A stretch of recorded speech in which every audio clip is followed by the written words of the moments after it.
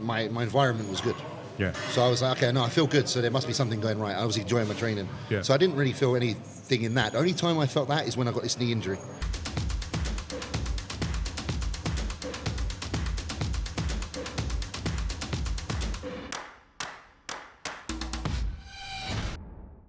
What's up guys and welcome. You are watching Fazi Fitness. So let's start this video with the latest update from Akim Williams. So what show is Akim doing next? Well, at the moment we do not know. But you guys can see that side leg still has that trademark detail that Akim shows when he is on low body fat. And the reason is he just competed a week ago at the Arnold UK. But the fact that he is still holding on to that stage ready conditioning, I mean his glutes are still striated. So it is more than likely that he is gonna compete soon. And the longer he diets, the thinner his skin gets. So if Akim is aiming for Detroit Pro, which is gonna be happening in 3.5 weeks time from now, he might show up even better than both Arnold Classic Ohio and UK. And if he does that, he has a very fair shot at winning this show. And of course getting his ticket to the Olympia 2024. So this will be a much safer bet for Akim. Because the next show after Detroit is gonna be the New York Pro. And we all know Nick Walker is gonna be there at the New York Pro. So no one other than Nick Walker is winning that one. So Akim Williams has made bodybuilding fans in general very excited once again. Because that is another player who can take out some very big names if he is truly on. Honestly, Akim has been so disappointing after the Olympia 2020. He never duplicated that look again. Because if you guys remember, Akim was able to place top 6 at the Olympia 2020. And that was a very good lineup. And after that, a lot of us thought that Akim is gonna go up from here onwards. I mean, majority of the people had him winning the Arnold 2021. Because that was the first big show after the Olympia 2020. And Akim only placed 5th at that show. And ever since then, his career has been on a downhill trajectory. And one of the reasons is that since 2020, the amount of talent that has been emerging in the men's open division, that has been unprecedented. But this Akim that we saw at the Arnold Classic Ohio and UK, especially in the finals, that was again a very good Akim Williams. So other than his back double bicep shot, he is very competitive. He's one of the biggest guy out there. He has very small waist. He has really good lines. So since 2019, Akim has qualified for every Olympia except for 2023. And the reason was Akim did not do any show in 2023 because of that shoulder surgery. And I believe we are going to see him on the Olympia stage this year again. But qualifying for the Olympia isn't the goal. Can he crack top 10? Do let me know what you guys think. Yeah. As soon as that happened, you know, I kind of said to Yannicka and Jordan, I was like, shit, this might affect me. Everything's been running smooth up to this point.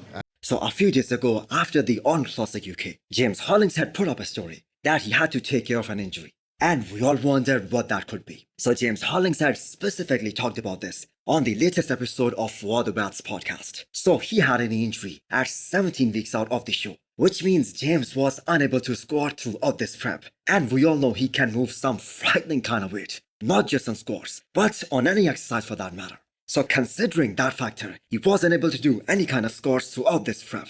The way he showed up at the Arnold Classic UK and Ohio as well, that is truly impressive. And but I don't want to. How many weeks out was the knee injury?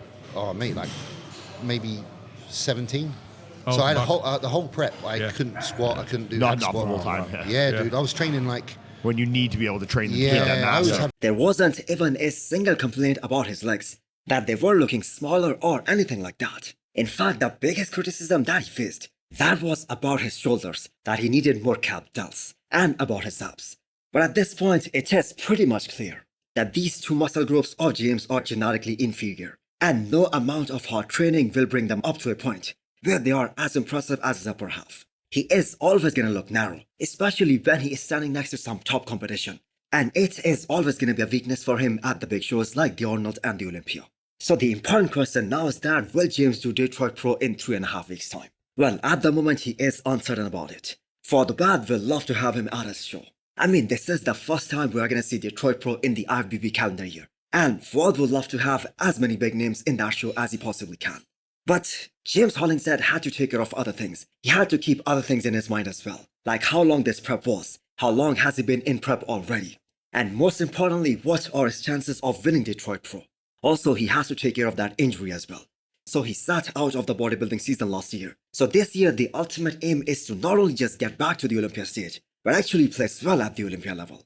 So James's Ohio package was by far the most impressive one. But do let me know what you guys think. Does James have what it takes to crack top 10 at the Olympia in 2024.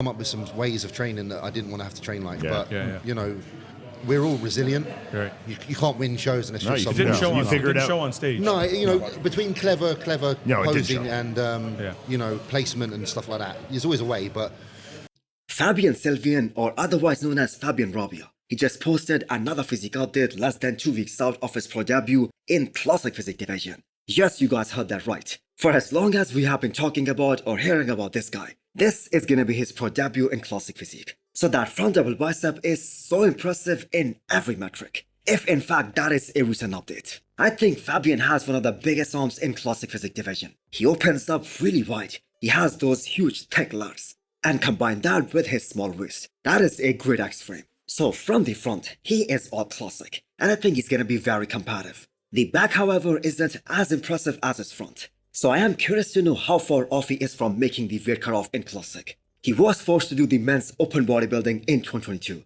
because there was just no way he could compete in classic physique category without losing a tons of muscle. But open bodybuilding is a long and a difficult road. So I am excited to see how he does in classic physique category this year. So I don't exactly know what made him change his mind to change that caption under his recent update. Luckily, I got a screenshot of it where he called out Logan Franklin once again. So it has been years since this feud has been going on. So let's hope we see both of them at the Olympia stage fighting for the better spot. But for that to happen, Fabian first has to qualify for the Olympia. And yes, Logan Franklin has already qualified for the Olympia by winning Hawaiian Classic. Andre Presti announces that he's going to be competing in 12 weeks. That means he's going back to Emperor Classic Spain, where he is going to go up against Michael Krizo one more time. So last time they competed against each other at this show, Presti was the runner-up, and Michael Krizo got the win. Now, interestingly, Michael is also prepping for this show in summer. And not only just him, we have the great Iranian bodybuilder Behrouz Krizo, who's also confirmed his attendance at this show, after his confirmation for the European visa. So this recent update marks 12 weeks out of Emperor Classic Spain, where Andre Presti only revealed his upper body, which has always been exceptional. There is no doubt. He is super big and really wide shoulder to shoulder, and it is really insane. I mean, even last year, he made a guy like Michael Krizo look narrow while standing next to him, but that has never been his issue. The issue has always been his quads. Although his legs came up in the last 3 years to quite some extent, but the competition he's up against now, they have more balanced physiques.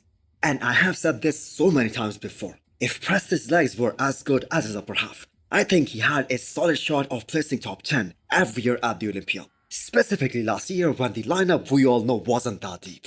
So one thing that we should all appreciate about Andre Presti is his amazing conditioning. He has always been spot on conditioning wise. And the man is so consistent when it comes to bringing a peel look to the stage. But his last competition, which was Romania Pro, where the judges placed him outside of the top 5, that was a little bit concerning for him.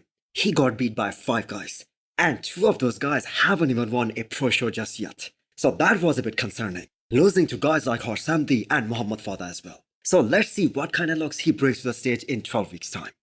Also hit the thumbs up button if you liked the video, and smash the subscribe button if you wanna come back for more. Thanks for watching.